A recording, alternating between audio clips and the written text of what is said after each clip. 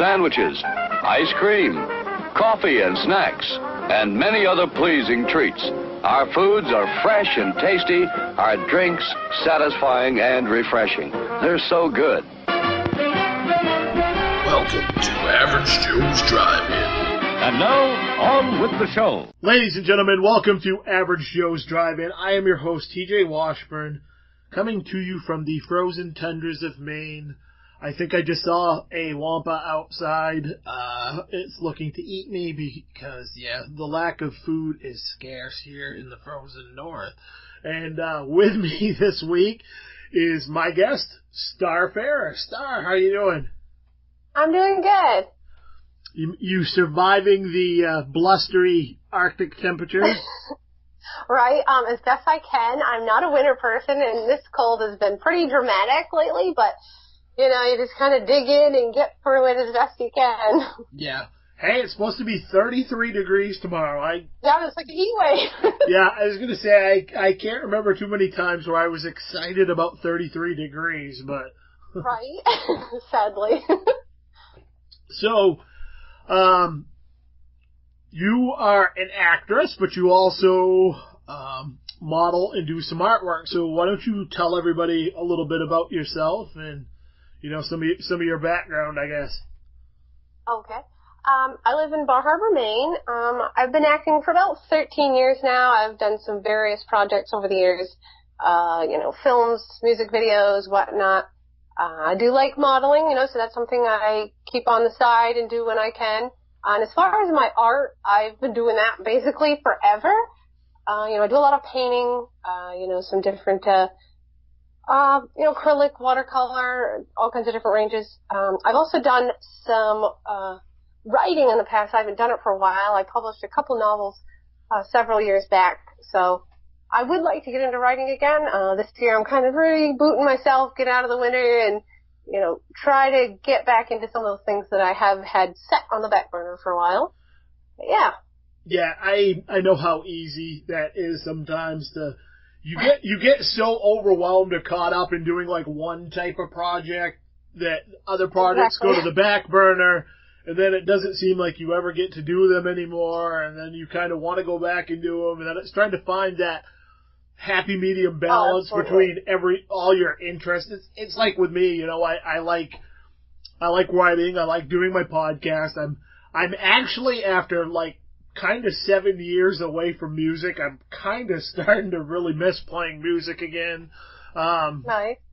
So I'm keep tossing the idea around of maybe trying to do something and maybe getting something for like a little band together again, but I don't know. Oh, very cool. And, but I also am really interested in possibly starting to get into doing some filmmaking and stuff too, because I have a bunch of screenplays and stuff I've had kicking around and working on. So I'm kind of debating whether I want to make the leap and actually try to film them myself or try to get somebody else that would be interested in doing it, because I am not a filmmaker and I have no clue from the technical aspects of what to do. So right. So it's that's good. Yeah, I think it's good to have different interests, especially like you're very much like me. You have they're all very artistic related interests. Right. So I think it keeps you fresh and keeps you from getting burned out on one thing if you can kind of do a little bit of all of them. Absolutely, yeah. Change gears and kind of, this one, set aside and do that and juggle them around. I just really love to be creating stuff, whether it be painting or acting or whatnot. That's just constant drive, so very fun. I enjoy it a lot. I think that's a common thread you find with a lot of artists, is they have that self-motivated drive to create no matter what it is.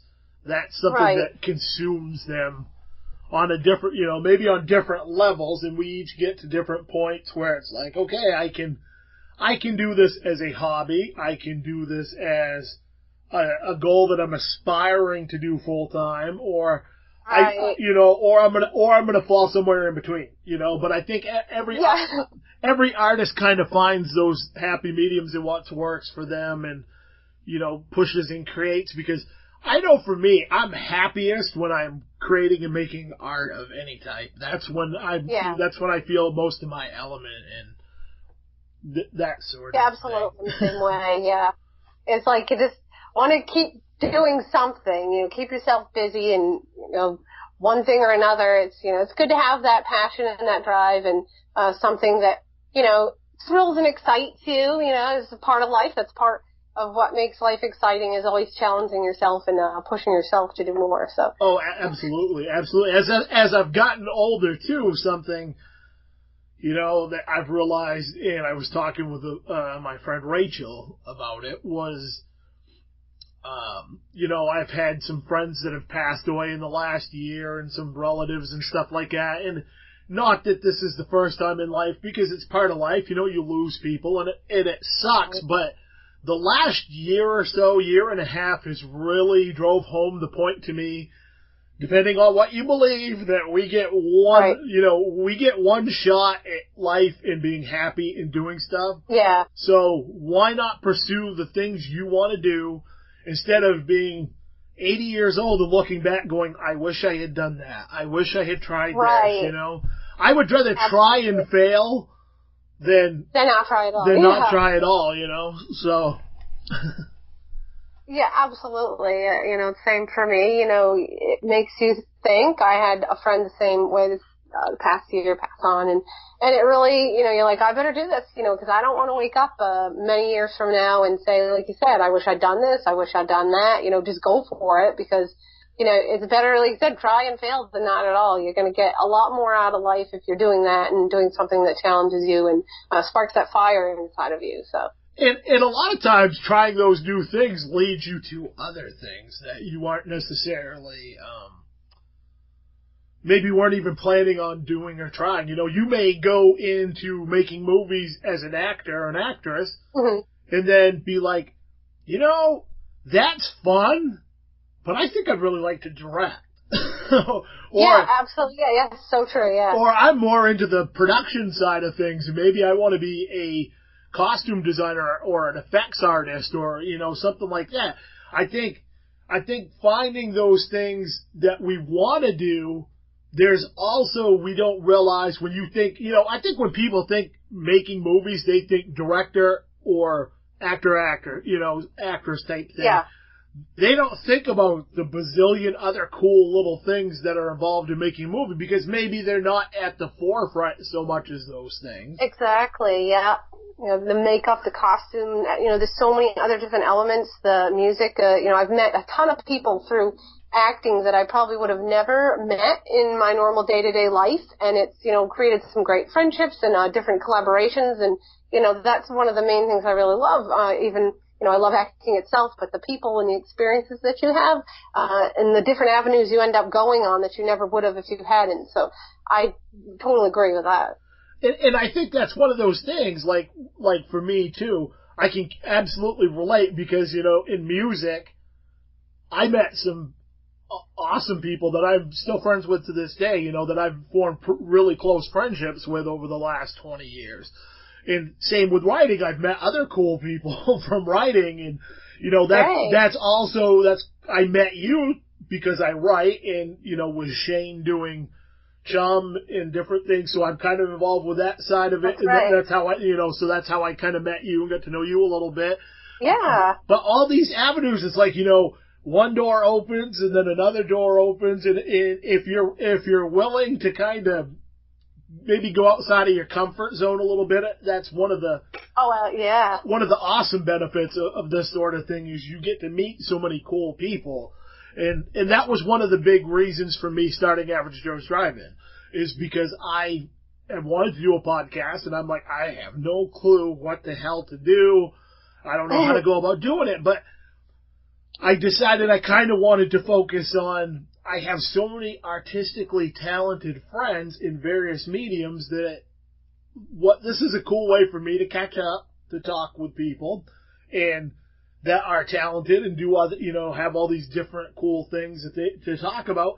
But I can also combine it with my nerdy love of cinema. So I'll kind of combine it. It's a perfect melding there. You know, I'll combine it into two things. So it's like, that's why I decided instead of just being like an interview type show, that, you know, every show I want to focus on TV shows or movies or something too, and not just have it be, because it's really cool to kind of talk to all those different creative people and see what they like and what they think about different movies and get a different perspective, because all of us are on different levels of movie nerdery on what we, you know, on how, it's so true. You know, I think I'm fairly up there in my movie nerdness. You know, I think I'm kicking around close to like 600 movies that I own between different formats. So, yeah. But, well, that's awesome. I like having stuff when I want to watch. I'm the type of person when I want to watch something, I want to watch it right now. I don't want to wait and have to go find it and rent it or, you know, whatever. It's not on any streaming services. So if I really like a movie and I know I'm going to watch it repeatedly, I have a tendency to buy it.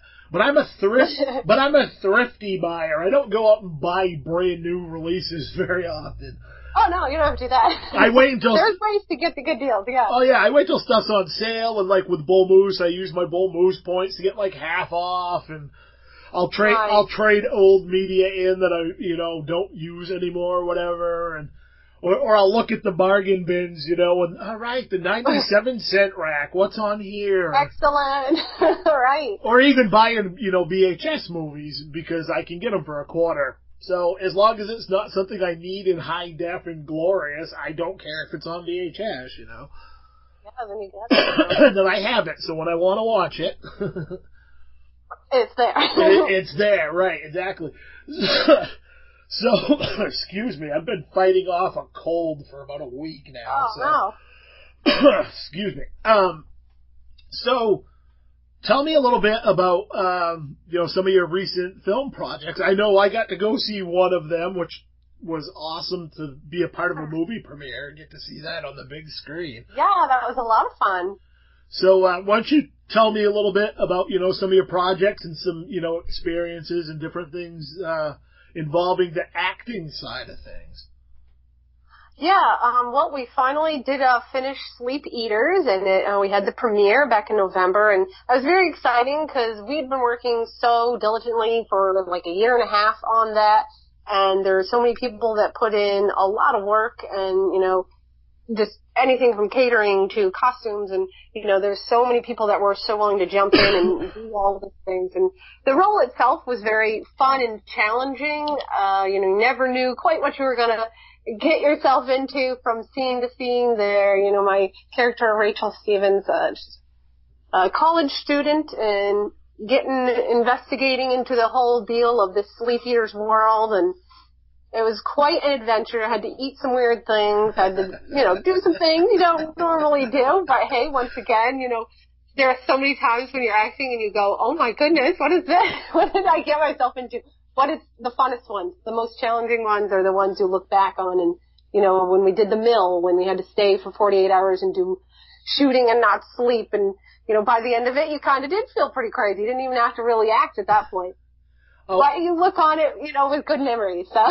Right. That's it. One thing. I mean, those types of situations create those lasting memories where you might forget doing a scene, but you remember the specific time you spent pulling that 48 hours and just the bonker, you know, crazy aspect of pulling a 48-hour straight shoot, you know.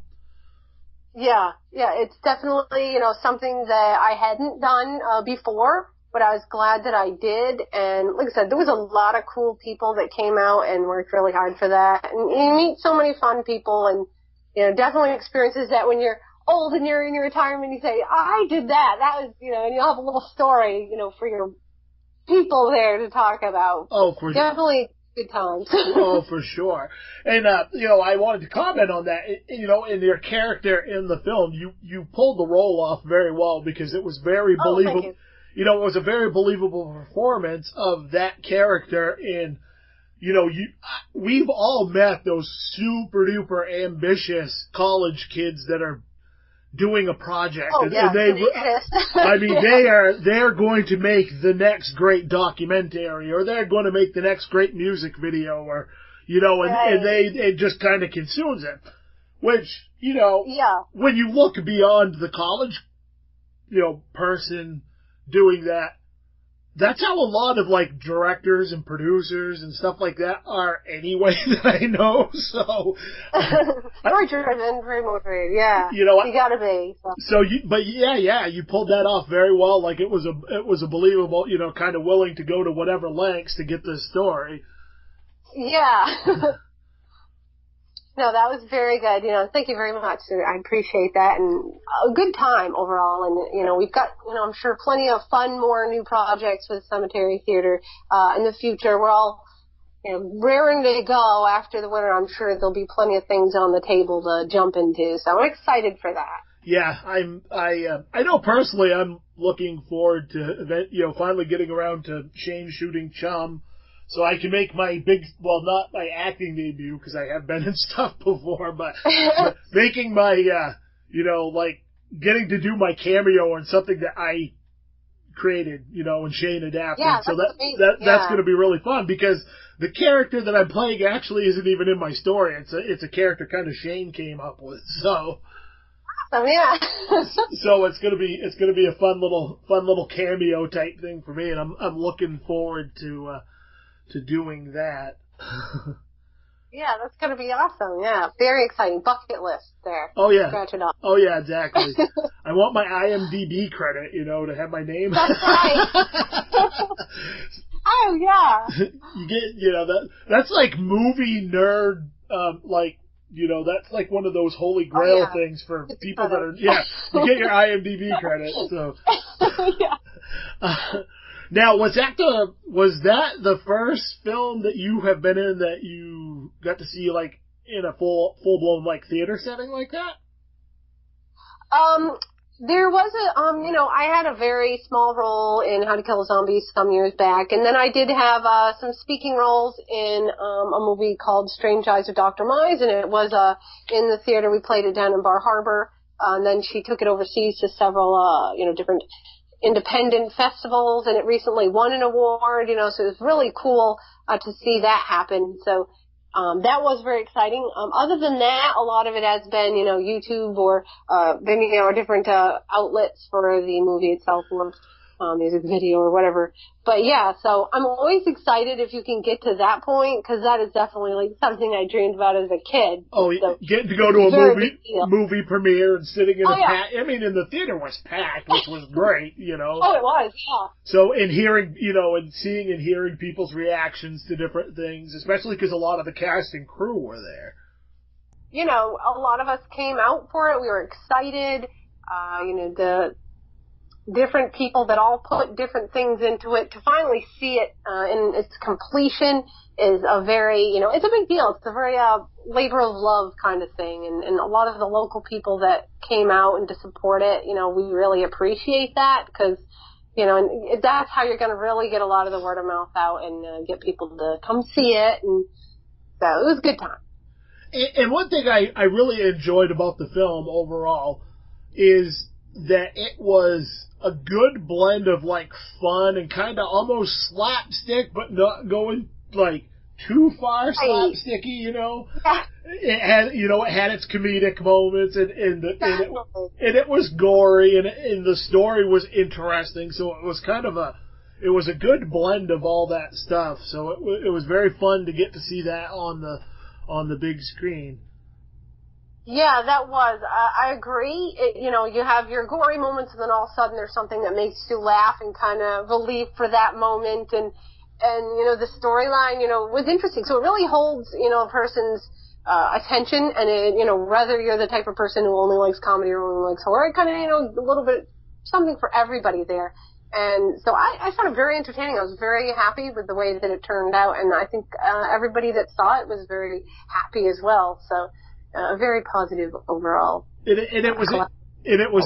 was interesting for me because I have known Mike Weston for a long time, and I also know Tyler Opie. I know Opie. I've known Opie forever. You know, so him and he's a good guy.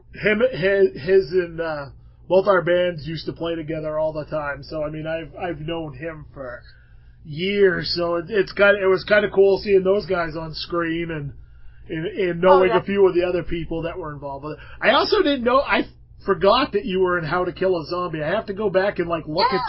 I'll have to go back and watch that now. The little zombie roll is like a blip, so you might miss me if you blink. But that was a very fun experience because Bill McLean, and Seth Roberts are always fun to work with, and definitely a lot of fun with the makeup aspect of that. So that was a fun movie.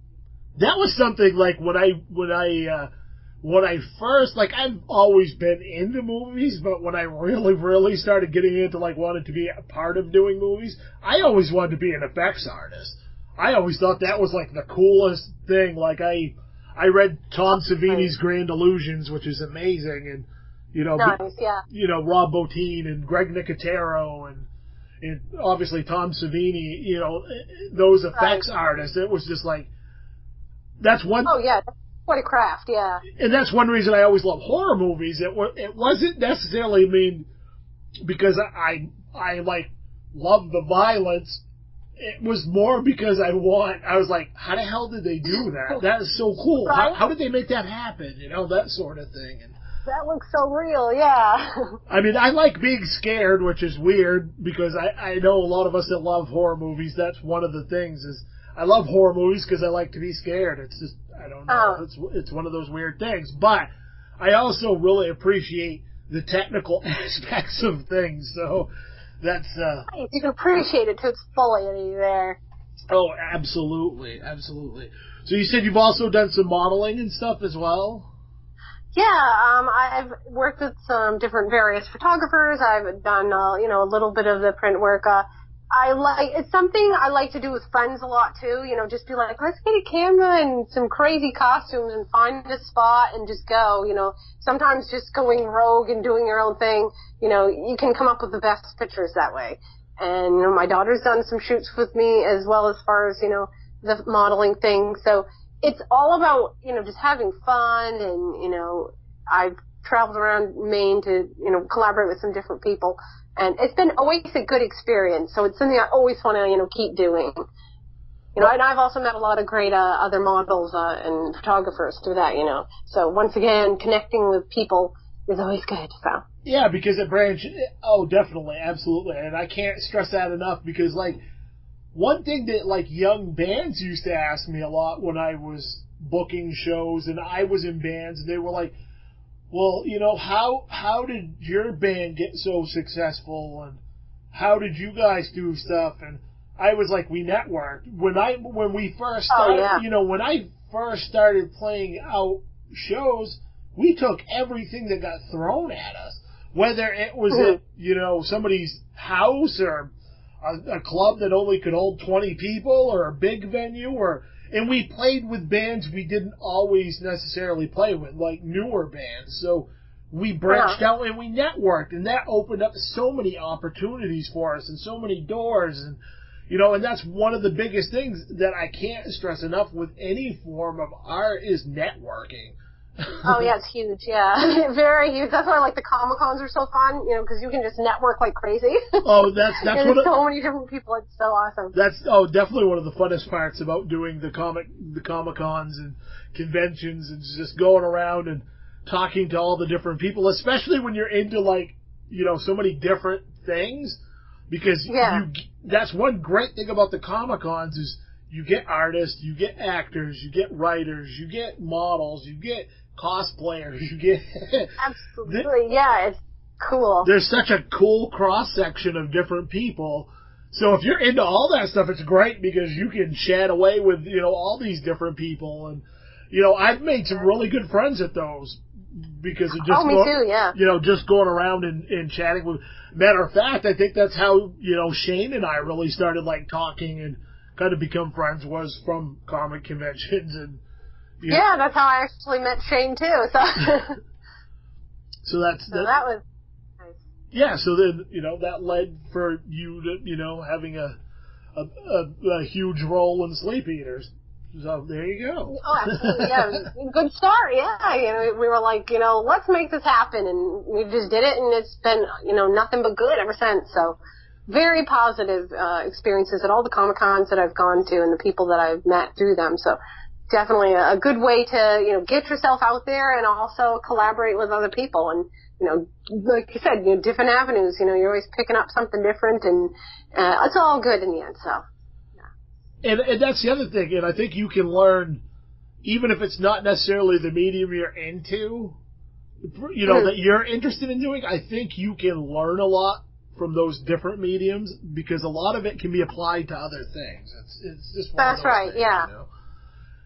And I was going to say, yeah, that was the thing with Shane. Like, I had met him a few of the Comic-Cons, and, like, I talked to him briefly, but we never really talked a lot, because he's usually, you're busy a lot of the times at those. And right. I bought a copy of Sleep Eater, and I watched it, really enjoyed it. So the next comic convention, I gave him a copy of my short storybook, Into Darkness, and he,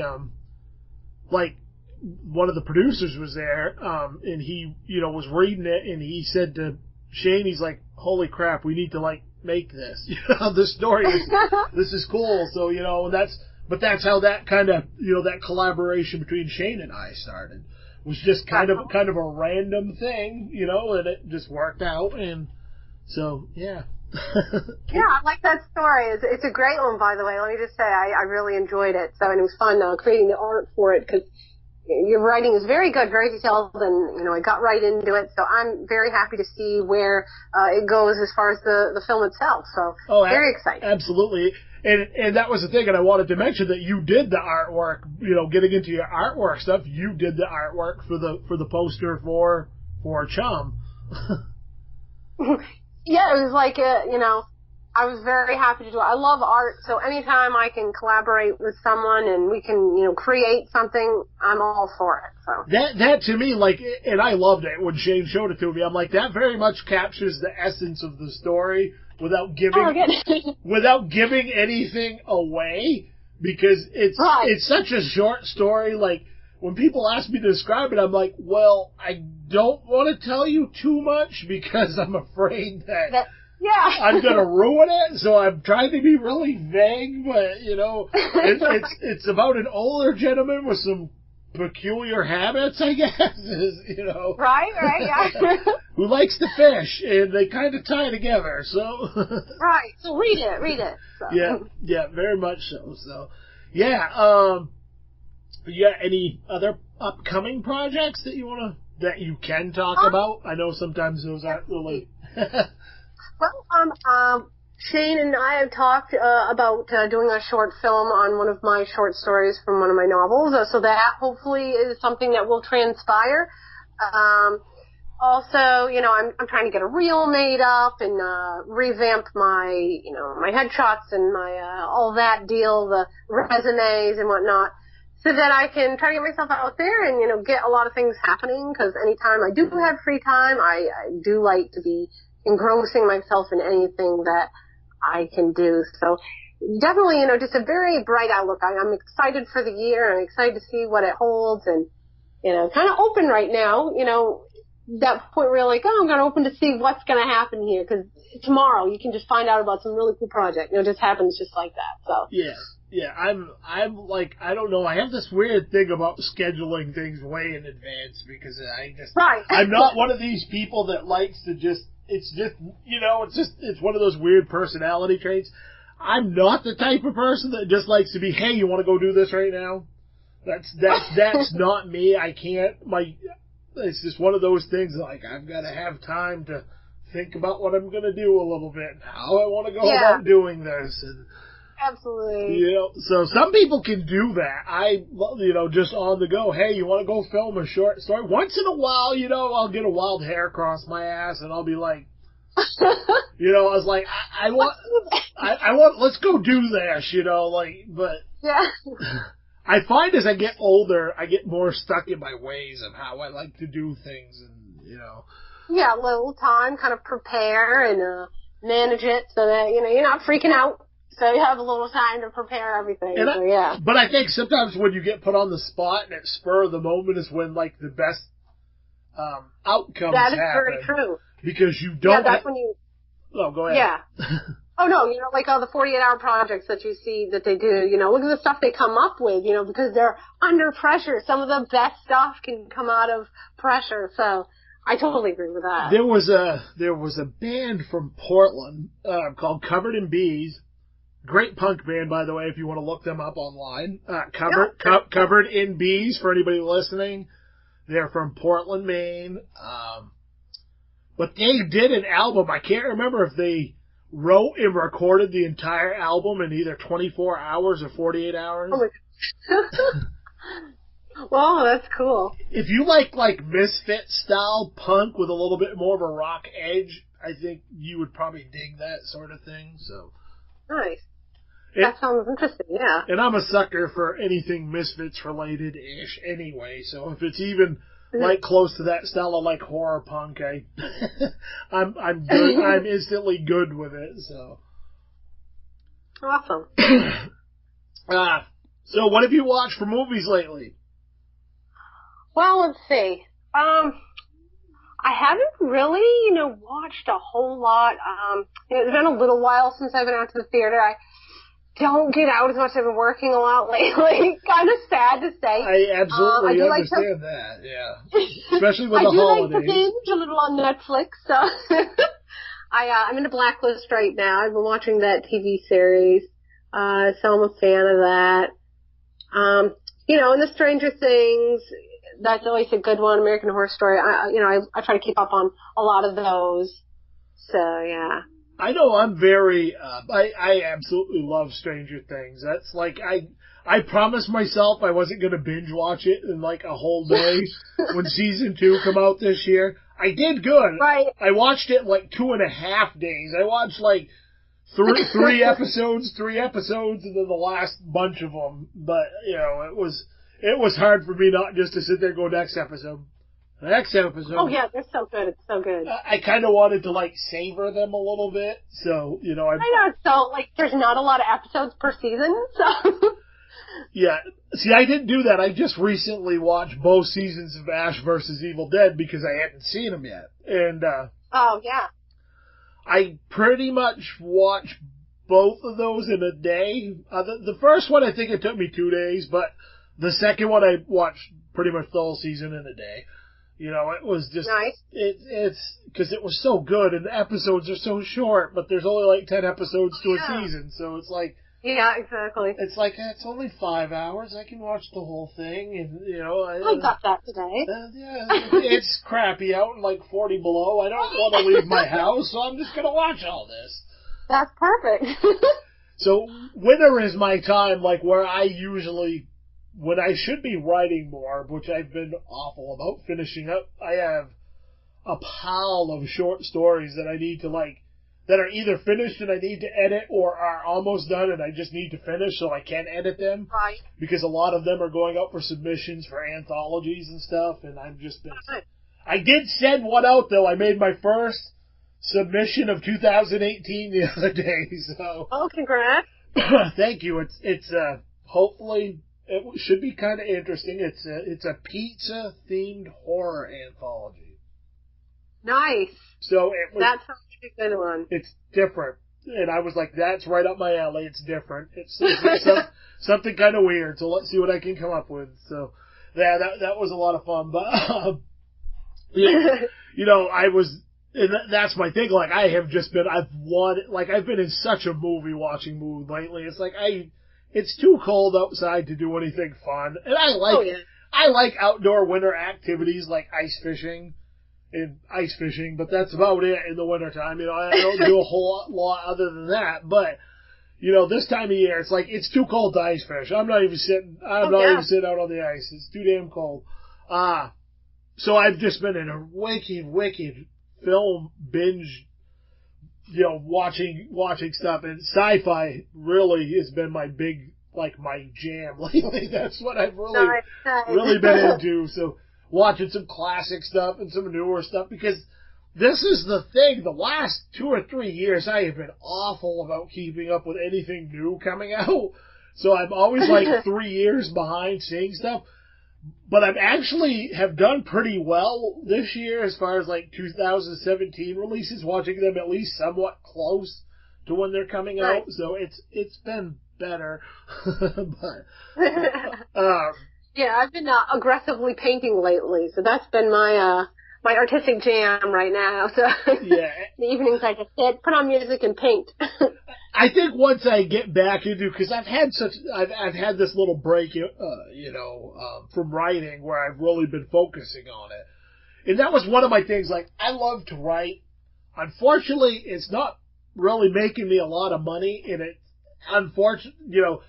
I'm still going to write whether I'm making money off it or not. Right. But at the same time, I'm trying not to put so much of my time into it, and like I try to. I still want to write and do stuff, but I'm not being as much of a stickler about sitting down every day and writing for an hour or two. It's just, I did that for a long time. It's like, because I only have so much time in the day after I get done my job and my commute.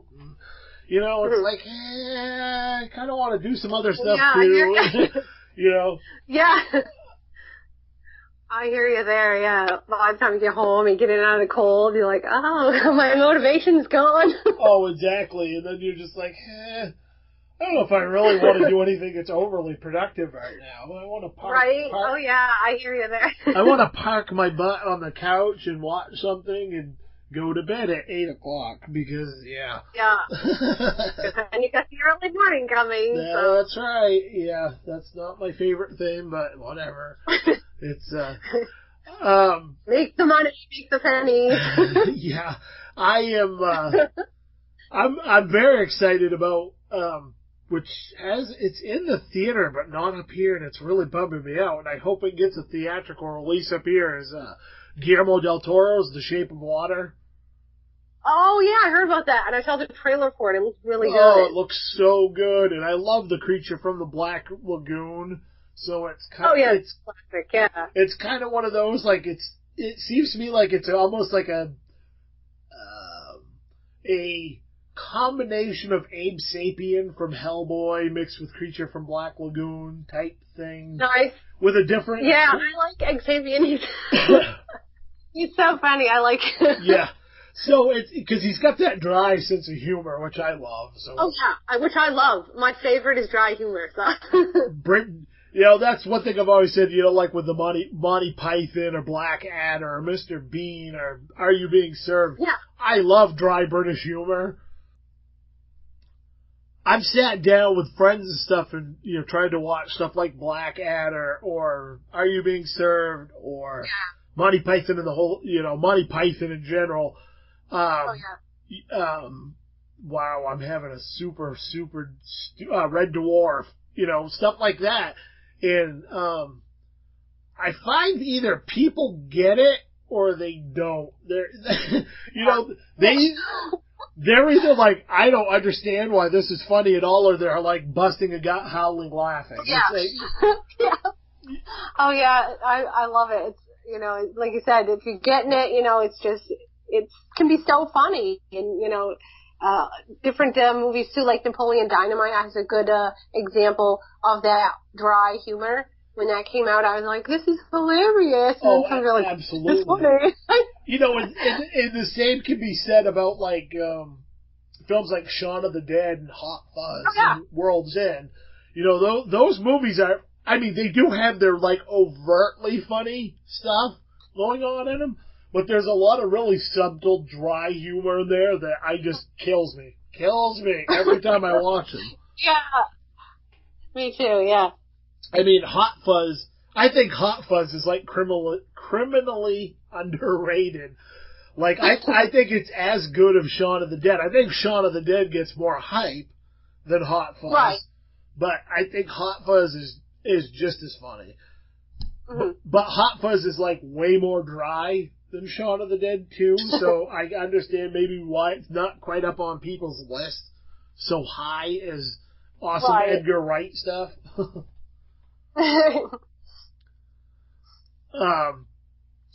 So I'm trying to think here. Was there any movies you saw last year that like really knocked your socks off? Actually, that one on Netflix, the one with Elijah Wood, The End of the World or whatnot. Goodness, is it? I'm not.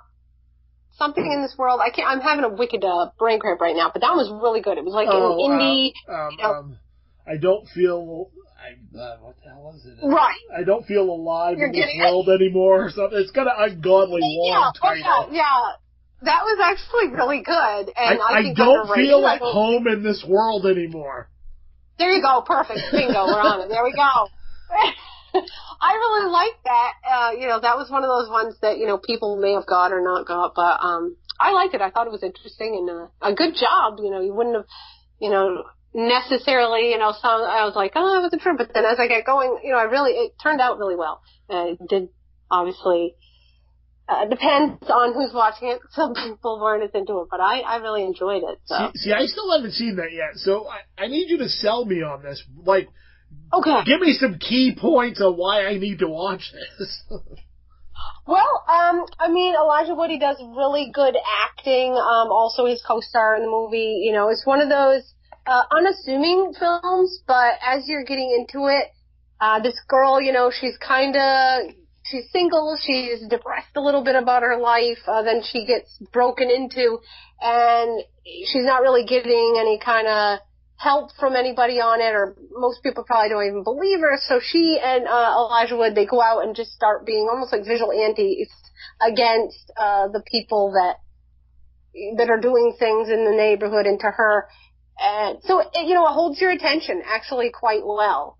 And that's, important having a storyline. You don't have to have the big blockbuster stuff going on as long as you have a solid story and good acting. And that, is a key point to this film, I think. So. Now, is it more, because I've been kind of confused about this movie because it's been one of those ones that's been in my queue on Netflix forever. Right.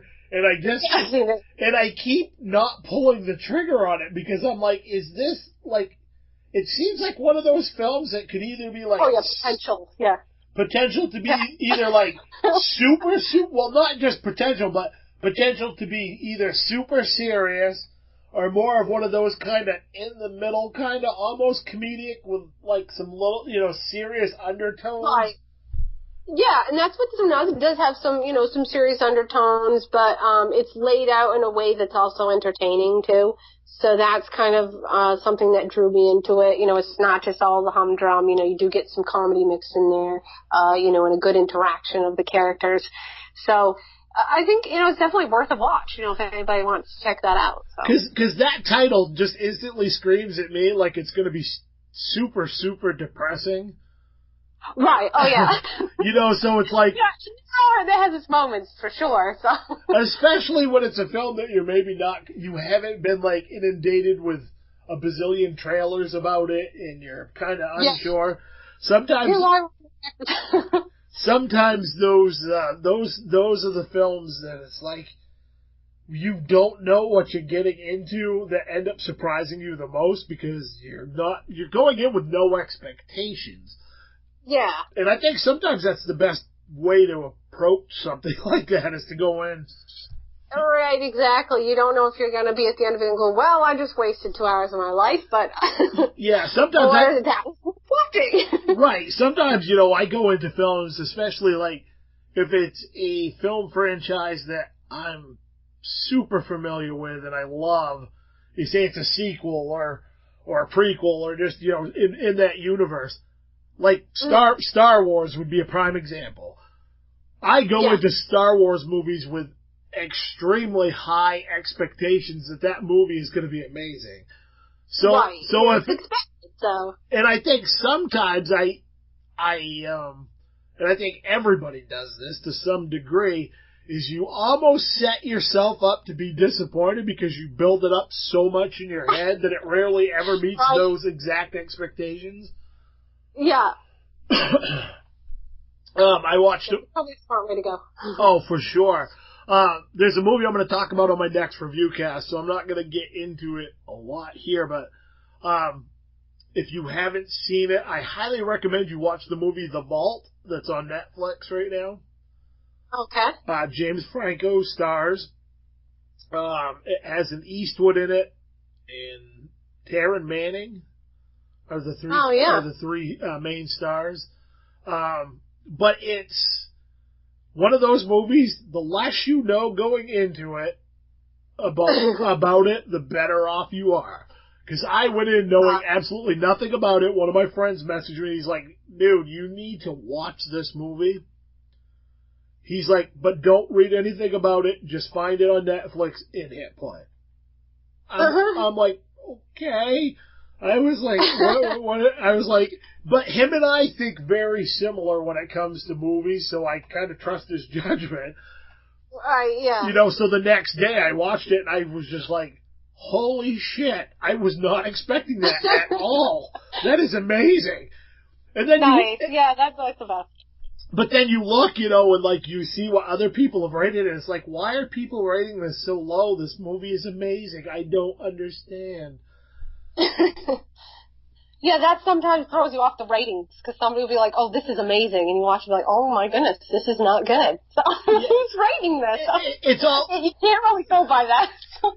And this is something I can't remember which podcast I listened to was talking about it. But they're talking about, you know, they were talking about films, and they were like, the thing is everybody has different opinions on what's enjoyable, what's good, and what isn't. Oh, yeah, it's all over the board. You know, I'm sure a lot of the films that I think are amazing, I mean, I'm not even sure, I know for a fact a lot of the films that I love and think are amazing, other people absolutely hate those movies, and vice versa. But right. I think when you're taking recommendations from people, you have to find the people that, you know, like, especially say you listen to a podcast and they give out movie recommendations and you're always watching the movies they're saying kick ass and you hate them all. It's not that they're wrong, they just maybe have different tastes, yeah. Right, that, you know, maybe you ought to do the opposite. If they say they hate a movie, watch the ones they hate because you'll probably like them. You know, it's just right. That's right. It's finding the people that you connect with on that level of what you do and don't like. So, you know, my friend Eric in Eugene that host the Movie Freaks podcast, they both have, Eric's kind of the sci-fi guy, Eugene's kind of the horror guy, but they like everything. But they have very similar tastes to me of what I do and don't like. So a lot of the time when they tell me something's good, or, you know, they're reviewing a film and they say, well, you know, or 9 times out of 10, we feel pretty close to the same, you know. And, right. And no one's going to agree 100% of the time on anything. It's just not going to happen. Yeah. I would feel like somebody is a, like, alien and they are reading my mind because no one should like everything that I like. There's just, you know, right. They're like, that's a little creepy. That's really creepy that you like exactly. That's like too good to be true. Are you some sort of android? You know, absolutely. They're advancing in the weird robotics technology stuff. So, you know, makes you start to wonder. There's movies about this stuff, I guess, which I still haven't seen Ex Machina yet, which I guess is amazing. No, I have not. Which I guess that's all about AI and robots, and I still... very cool. That's one of the ones that's like on my list to see, and I just haven't gotten to it yet. There's a few from like last year and the year before that I just haven't got to. I have War of the Planet of the Apes. I have War of the Planet of the Apes, which I plan on watching this week. I still need to see the girl with all the gifts. And Ex Machina is one. And Get Out's another one I still haven't seen yet, which I've been dying. I've heard good things about it, yeah. So I do have to check that one out. Split is another one that I've been waiting to see. I saw that instead. Yeah, I have some trusted sources, you know, like we were just talking about, that are like, oh, you will love it. It's like good M. Night Shyamalan films. Yeah, it's one of those situations where, you know, there's such good acting and a crazy, engrossing storyline. I was a little disappointed by the end. You know, it's one of those things I kind of had different ideas in my head about how it was going to end. So I kind of rewrote it in my head how I thought it should have gone, but I still love that movie. That happens, I think, especially a lot with creative people. I don't know how many times I watch a movie, and I'm like, I think this is going to happen, and I think this, and then that doesn't happen, and I'm like, oh, but what I would... A short story or a movie to do, you know, kind of have it on that twist. You come up with these good ideas, like, darn it. Oh, yeah, and then, you know, that's the thing, and you're thinking, man, I could have wrote it way better. And what I was just thinking of was way better than that. Yeah! I was telling Jane about it, too, after I watched that movie. I was like, you know, this, I gotta tell you, this is how I wanted it to go. So it was funny. But James McAvoy is an amazing actor anyway. Oh, I know, he's so versatile. It was crazy, you know, to do all those characters and pull it off the way he did, you know, it was amazing. So that was a huge thing about what made the movie amazing was his acting. It was awesome. So and that happens a lot of times, I think, especially in movies in general, but in lower budget movies, the acting makes or breaks the film so often. You know, especially depending on the genre. Yeah. You know, I mean, if you don't have a strong cast, it really can take somebody take you right out of the film. Oh, yeah, because, you know, you can have a good story, but if you don't have the actors to really make it convincing and make it believable, then it's going to flatten out, you know, regardless. So that's definitely, and look at some of these independent movies where, like, you know, it was practically no budget and, you know, very obscure, but then the acting and story was so amazing that it ended up being big, you know, so that, you know, that's a huge element of what's going to make like you said, make or break a movie and make it successful or not. Oh, for sure. And that's one of the great things, about now, and the fact that, I guess it's a good and a bad thing, is anybody can make a film nowadays, but you still have to have some talent behind it in order to make it good. Oh, yeah. I mean, you know, just because I have a camera doesn't mean, and I want to go film something, which I want to do, and this is like my biggest like dread and fear, is I'm going to go make something and it's just going to be awful, because I really don't know exactly what, you know, I have ideas about what I'm doing, and I've been a part of stuff, so I've seen the process to some extent, but then, and we have crazy maniacal laughter in the background. Yeah, that's my daughter, sorry. No, that's fine.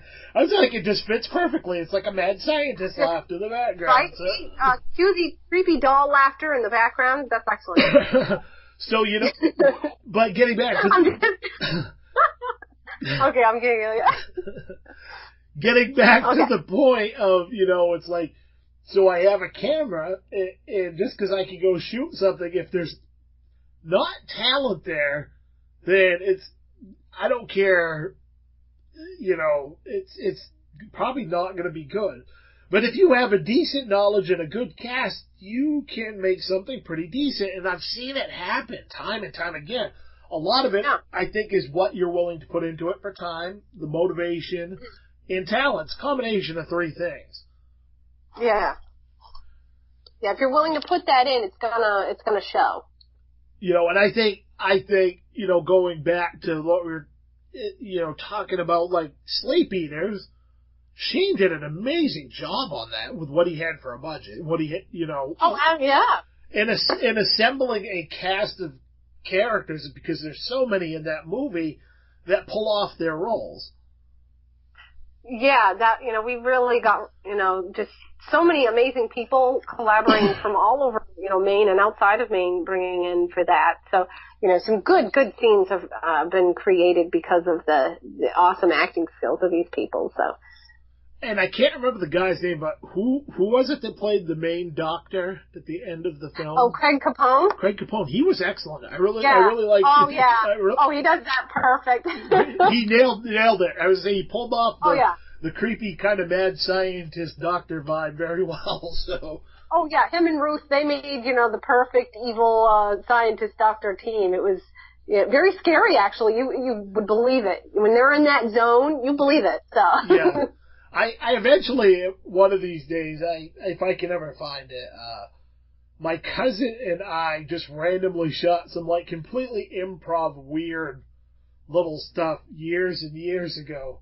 And it's just like the two of us kind of making shit up as we go, and it was really fun. And I'd like to find it, because I haven't seen this stuff in 15, 20 years probably. Oh, so nice.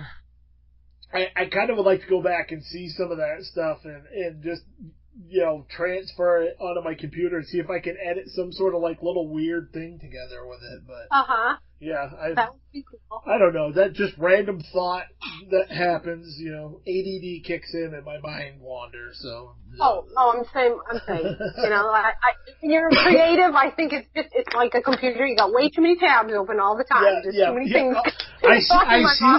I see a meme online the other day, and that's what it was. It's like, my brain has too many tabs open right now. I need to... It is. It's for real. You know, the creative mind is just going. And, you know, you wake up during the middle of the night, sometimes you're like, oh my gosh, this is a great idea for this. Or you're sitting there, it's like, I gotta do this. It's like, it's a blessing and a curse. I used to, actually. I need to remember to do it again. I used to keep a notebook beside my bed, because I would wake up from, like, these really random, weird, vivid dreams, and write down the dreams, you know, that way I had them. Yeah. And I could at least, if nothing else, even if they were jumbled and made no sense, a lot of times it was kind of like, if I read it, I could almost remember, or it would lead me in a path to... something, yeah. To create something, yeah, so... Yeah, it's a good idea. I can't remember who... There was somebody that was like a famous author or a...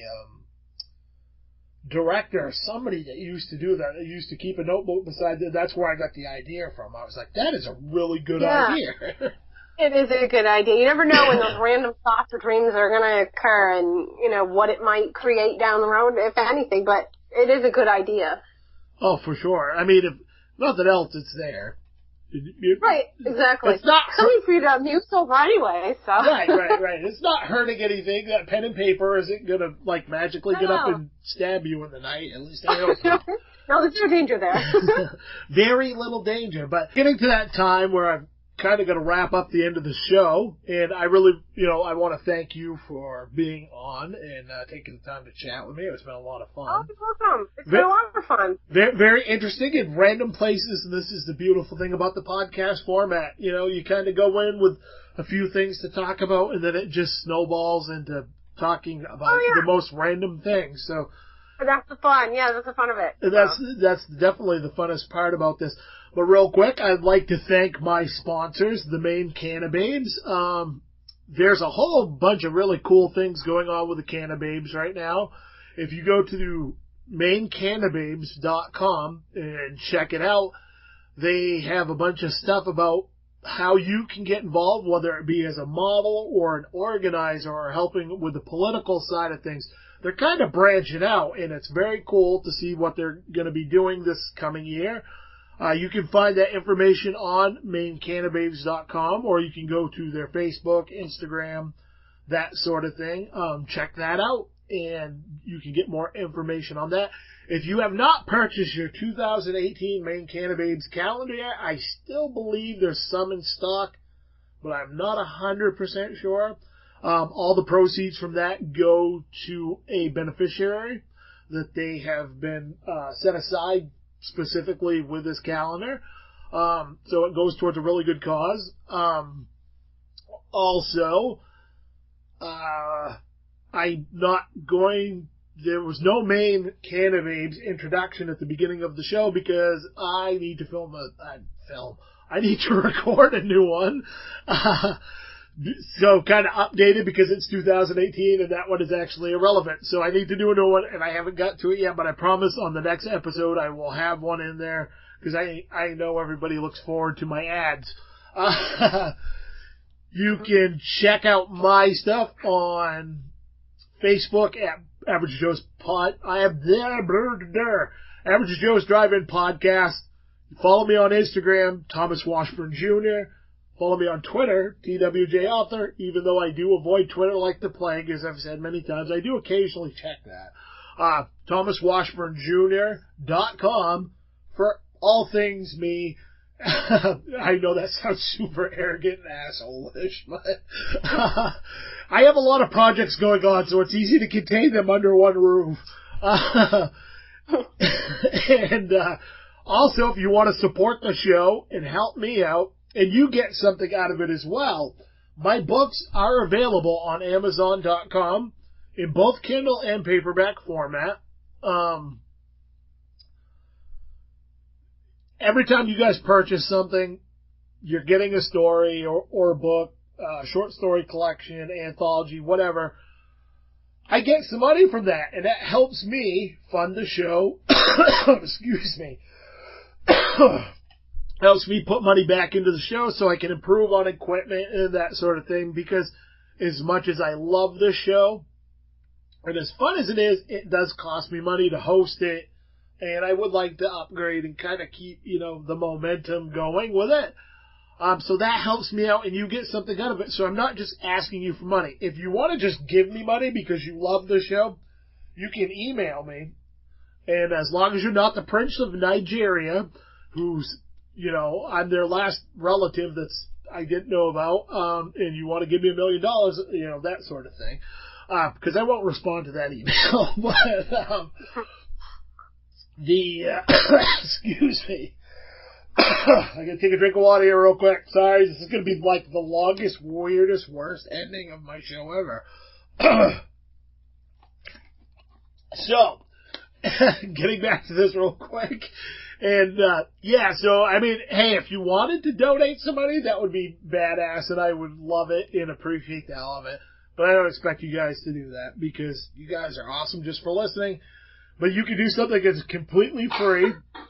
And you can give me, if you like the show, you like any episodes or whatever, make sure you rate them. Just click on that you like them, because that does help the show show up more visibly in searches. The more likes it has, the higher up it goes, that sort of thing. It's very simple, only takes a second, and I will love you forever. Starr, you got anything you want to pimp out and promote, or any websites, anything like that, before we kind of call it a wrap? Well, if you are interested in my projects, I have my regular Facebook page, Starr Ferris, but I also have an acting, modeling, artist page, same as Starr Ferris. So, if I have anything going on, I'll post on that. I'm free for art. If anybody wants to, get me going on any kind of projects or collaboration or something they're interested in. So, I'm always open for, anything like that of that nature. So, reach out to me and, let's get talking about it. I definitely will have to hit you up. I think next time I get ready to put out something, I'm going to kind of hit you up and brainstorm and have you work on something for me. So I have no clue when that's going to be, but, it could be 3 months from now. It could be a month from now. It could be a year. Hey, I'm all for it. So. I get with those weird creative sparks anyway, but... I understand that. So, once again, thank you very much for being on. I appreciate you coming on, chatting with me. Thank you so much. It was awesome. And hanging out and making my snowy day a little less boring. Nice, yeah. So, you have been listening to Average Joe's Drive-In. I'm your host, TJ Washburn, and I will see you sexy animals on the flip side. It's intermission. Rise and stretch time. Time to refresh yourself and visit our snack bar. Got a yen for hot popcorn? Your favorite soft drinks are sparkling cold. The juicy Frank sizzling hot. There's delicious coffee, freshly brewed, and all kinds of ice cream and candy to tempt you. Showtime will be announced loud and clear to get you back to your car in time. So stretch your legs. Come to the snack bar now.